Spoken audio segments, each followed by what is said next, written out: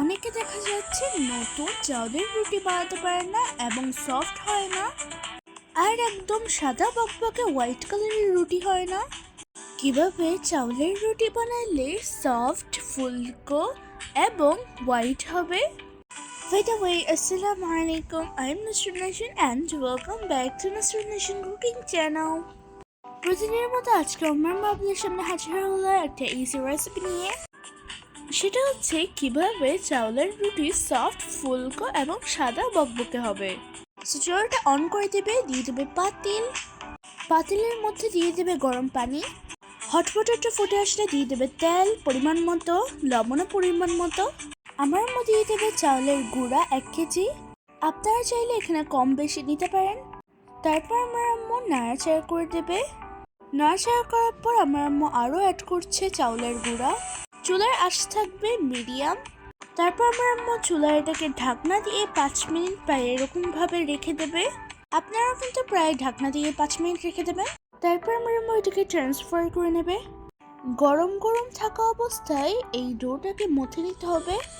এটাকে খুব ভালো করে এরকম করে মথে নিতে হবে যেন একটা সফট ডো হয়ে যায়। সো আমার আম্মু এটাকে খুব ভালো করে মথে নেবে। এই তো আমার আম্মু ডোটা অনেক বেশি সফট হয়ে গিয়েছে। তারপর আমার আম্মু এটাকে হাতের মধ্যে নিয়ে তারপর গোল একটা রাউন্ড শেপ করে নেবে আর রুটি বানিয়ে নেবে। রুটিটা এমনভাবে বানাতে হবে যেন হাতটা দেখা যায়। আর রুটিটা পাতলা হতে হবে, যত বেশি রুটিটা পাতলা হবে ততই খেতে অনেক বেশি টেস্টি হবে। দেখেন আমার আম্মু সবগুলো রুটি এভাবে করে বানিয়ে নিল। দেখেন আমার আম্মুর রুটিগুলো কি সুন্দর গোল হয়েছে, কোনো ফাটা নেই। আর দেখেন আমার আম্মু এক এক করে রুটি সব বানিয়ে নিয়েছে। আপনারা চাইলে জিপ ব্যাগে এই রুটিগুলো ফ্রোজেন করে রাখতে পারেন ফ্রিজে প্রায় 1 সপ্তাহ ধরে। আমার আম্মু এটাকে ফ্রোজেন করে রাখবে প্রায় 3 দিন পর্যন্ত। সো 3 দিন পরে আপনাদের কাছে ফিরে আসবো। সো আমার আম্মু চুলায় চলে যাবে। 3 দিন পরে আমার আম্মু একটা রুটি আপনাদেরকে ছেঁকে দেখাচ্ছে। সো আমার আম্মু ফার্স্টে দিয়ে দেবে তাওয়াটা যখন গরম হয়ে আসবে তখনই আমার আম্মু দিয়ে দেবে রুটি। আর হ্যাঁ, তাওয়াটা কিন্তু খুবই গরম হতে হবে। তারপর আমার আম্মু রুটিগুলোকে এপাশ ওপাশ করে এরকম করে উল্টিয়ে নেবে। আর চুলার আঁচটা থাকবে একটু মিডিয়াম। এটাকে হাই হিটে দিলে রুটিটা পুড়ে যেতে পারে। দেখেন আমার আম্মুর ভেজে নেওয়া হয়ে গিয়েছে। আর দেখেন রুটিটা কত বেশি ফুলকো হয়ে গিয়েছে। আবারও আপনাদেরকে দেখাচ্ছি সেকেন্ড নাম্বারের রুটি। তাওয়াটা আবারও গরম হয়ে আসছে, রুটিগুলো দিয়ে দেবে। চুলার আঁচটা থাকবে মিডিয়াম আর এটাকে উল্টিয়ে পাল্টিয়ে এরকম করে আস্তে আস্তে করে ভেজে নিতে হবে।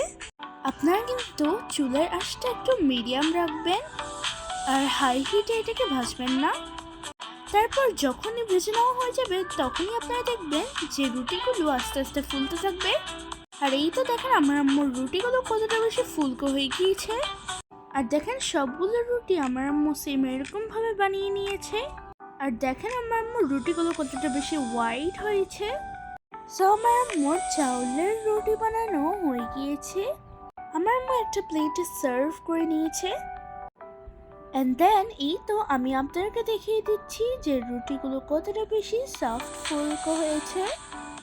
আপনারা যদি এই চাউলের রুটি দিয়ে কোরবানির মাংস দিয়ে যদি টেস্ট করেন তাহলে এত বেশি মজা হবে আর এত বেশি টেস্ট হবে বলে বোঝাতে পারবো না।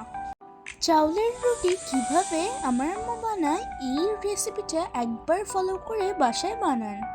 যারা নতুন চাউলের রুটিগুলো বানাতে পারে না তারাও এই রেসিপিটা ফলো করে একদম ইজিলি ভাবে বানাতে পারবে।